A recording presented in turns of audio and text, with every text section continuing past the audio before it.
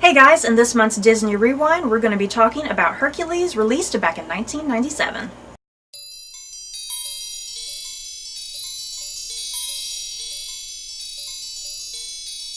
Hercules follows Hercules as he seeks to rejoin his father Zeus on Mount Olympus and also seeks to discover what it means to become a true hero. So, as always, we are joined by a special guest. Who is it, Stephanie? A giant Pegasus. Oh my god. Baby Pegasus. A giant baby Pegasus. We had to bring him out of the closet and dust him or vacuum him. We had to vacuum him for this He had to video. be groomed for a special appearance. He's been waiting 20 years. 20 years. Moment. He's not been in that closet. No, for he's not 20 been years. in there for 20 years. Oh, but good it God. is Hercules. It's 20 years since Hercules came out. Oh, yes. Oh my god, it has. Jesus. I feel old, you guys. Anyway, Pegasus, baby Pegasus, is joining us today. Enjoy his adorableness. I always like shaking him in Oh, his no, little his little hair, thing. little fluff, his mane. So, Hercules, you guys. We love Hercules. Is it safe to assume? I think Hercules is, I believe, my #1 Disney movie. Oh, really? Yes. Okay, I love Hercules, but I don't love it that much.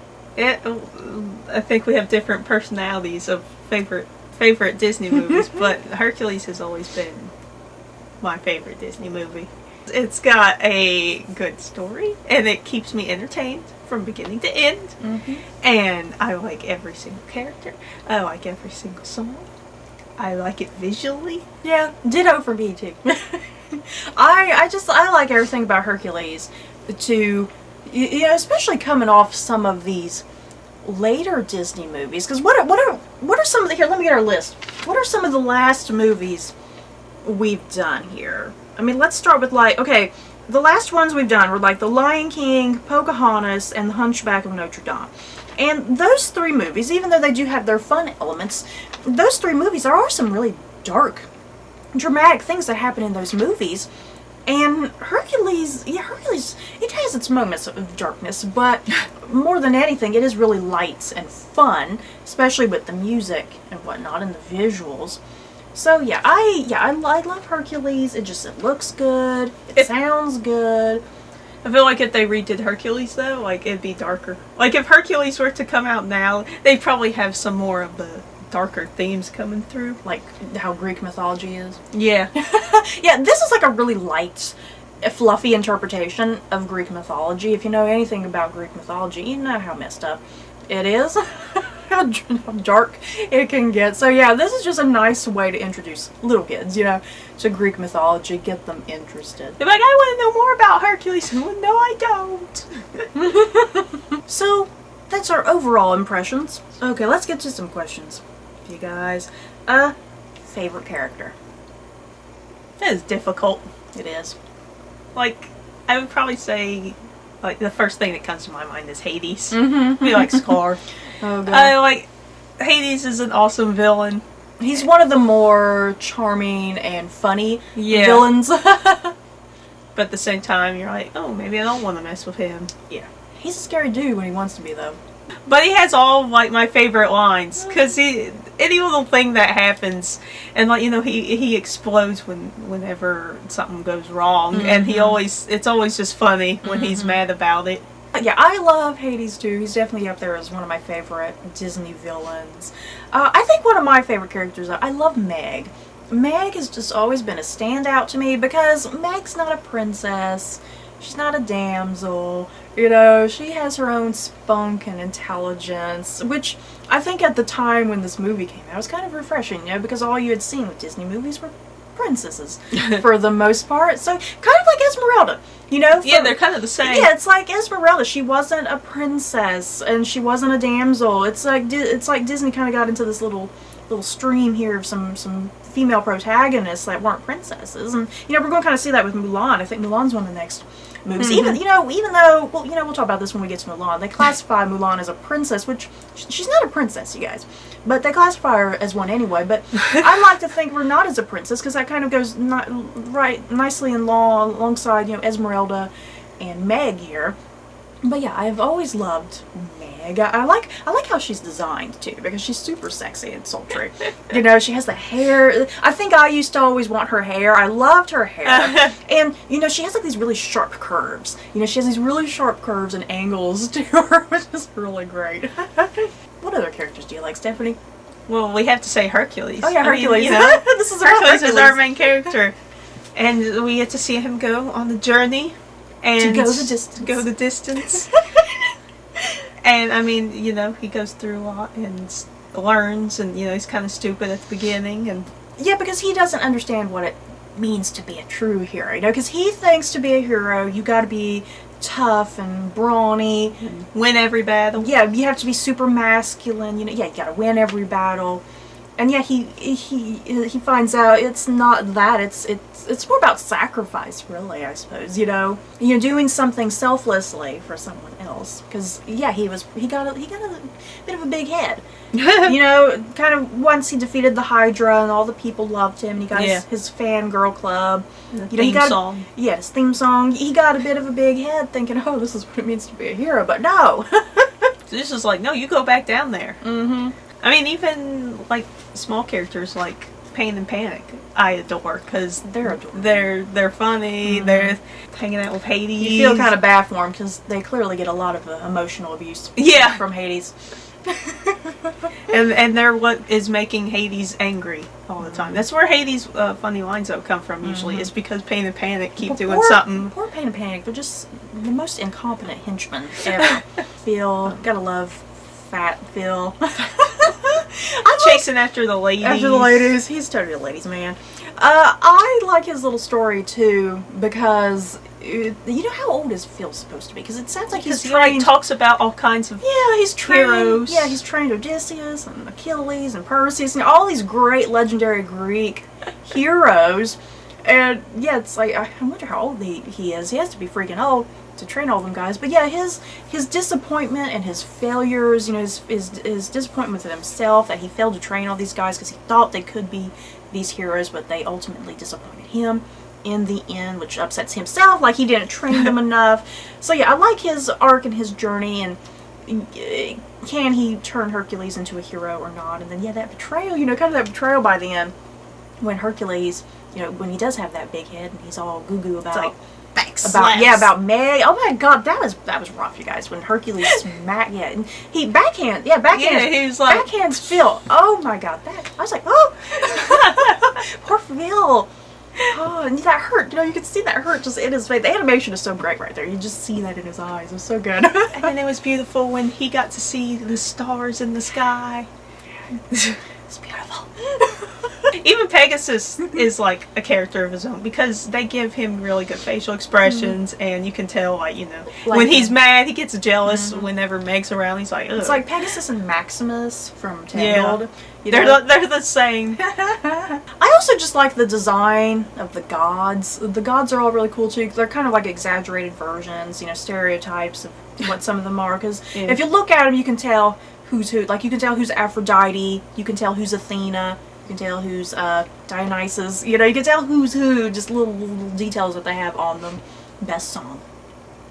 Don't get me started. This is hard. No, it is not hard. It's not hard. No.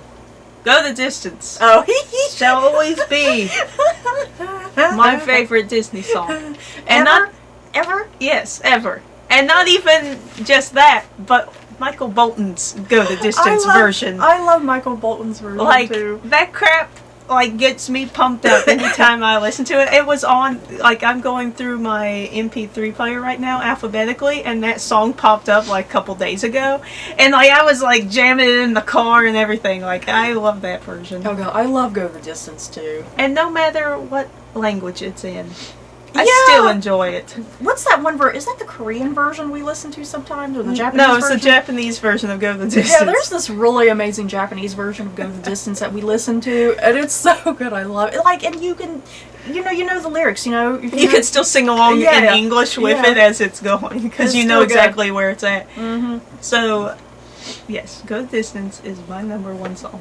But then I do love all the other songs Yeah. too. They're really entertaining. I think my favorite song, I love Go the Distance, but I think mine, my love of Meg, you guys, I love Meg. I've always loved her, what is that song called? I Won't Say I'm in Love? Yeah. I think is what it's called. I love that song. I just love her song too because, once again, her being the anti-Disney heroine in some ways, you know, because all of the other princesses, they sing about love and being in love, and she doesn't want to. She's trying to get away from that because she doesn't want to be, but she's kind of falling in love anyway. So I love that whole thing. Of course, we got to talk about the Muses. I love the Muses. They have some of the most awesome songs as well. And we were joking about this, me and Mama, because me and Mama were kind of watching it, and we were joking that if they did a remake of Hercules, that the one lead muse, she totally needs to be played by Beyonce. Yeah, I just like their overall attitude in the movie, you know. And two, they're good like segues as well. There's they help move the narrative along. Yeah, because you don't really, because I guess the transitioning between scenes can be a little awkward sometimes, and they can kind of be that nice transition, that smooth transition that it kind of flows nicely instead of something really weird and abrupt. Yeah. Moving on, favorite scene. Yeah, I love Meg again. When poor Meg dies, you guys. Spoiler. If you haven't watched the movie. Oh my god, when Meg dies, and then Hercules, he goes down to the underworld to rescue her and get her spirit and then brings it back. I love that whole sequence. You guys, it always gets me. I love it. Well, even before that, when like it's really dramatic when Hercules is trying to get back to Meg, when her when they're showing the fates about to cut her life string, and like they're going back and forth between the three shots, and it's all actually dramatic. cut it. That's the thing, they actually cut it. It was like, oh my god. Anything with Hades usually is pretty great too. Like when Hades makes the deal with Hercules, so you know, to take away his god power or whatever. I love that whole sequence when they make that deal, because that's really intense too. I really like the like during the Zero to Hero song, and like, you know, like we were talking that about montage, Hercules getting the big head and everything, and there's like all these advertisements, especially advertisements from the 90s, and they're just putting everything with Hercules on it, and I just like all of the little inside things. Being a little bit anachronistic there. Yeah. Yeah, with the Herc Airs. Yeah, like the Air Jordans. But like Herc Airs, or I think that's what they were called. Yeah, like the shoes and the drink, the merchandising. Yeah, because then I love that part when Hades is they're looking down and Hades is mad. So Pain comes in and he's got his little airs or whatever the shoes are called, and he's like, "What are those?" And then he's like, you know, I'm trying to take over the world in, you know, this many days, and you're wearing his merchandise. And then that's when Panic is over there drinking his little smoothie, icy drink. Yeah, I like that whole sequence too, with all the merchandising. Well, since we were talking about, like, I do like, I mean, not that they're favorite scenes, but like I do like how like once the muses are singing or something, sometimes they'll be talking about what's happening, not singing it, but they'll just be talking about what's happened, and it'll be on a plate. There'll be a drawing on a plate or on a vase or something like that, and then it like zooms into that, and then it turns into the animation. You know, I like how they style that everything's on something, like, you know, back then there'd be scenes on plates or, you know, whatever, and then I just liked how it would zoom into the plate, and then that drawing turns into the scene. I liked how, because then that was a good smooth transitioning to the next scene, so that didn't make it seem weird. It was a nice way to segue into the next scene. So in conclusion, if you had to rank Hercules on a scale of 1 to 10 Mickey ears, what would you get it? Give that sucker a 10. A 10 for me too. I mean, what more is there to say about Hercules, you guys? Great music, great cast of characters. I feel like we've been saying this for the last several movies. And seriously, because this is the time frame that we grew up with Disney movies, you know, starting with the Disney Renaissance, you know, going with Little Mermaid and Beauty and the Beast and Aladdin, and kind of right on up here to Hercules and whatnot. I think Mulan's going to be the last movie Because then we kind of missed out on a few movies after that. Yeah, I don't know what happened. Yeah, I don't know. We kind of got out of Disney for after Mulan. So it's going to be kind of interesting in these next several Disney rewinds, you guys.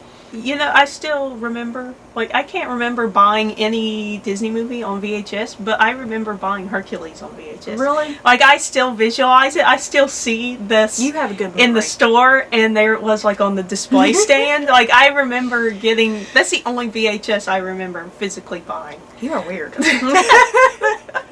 So, you guys, let us know your thoughts and feelings on Hercules. Do you love it? Do you hate it? Let us know. So, that's it for this video. We hope you guys enjoyed. Don't forget to like, comment, and subscribe. And if you like this video, you may like these other videos. Bye, guys.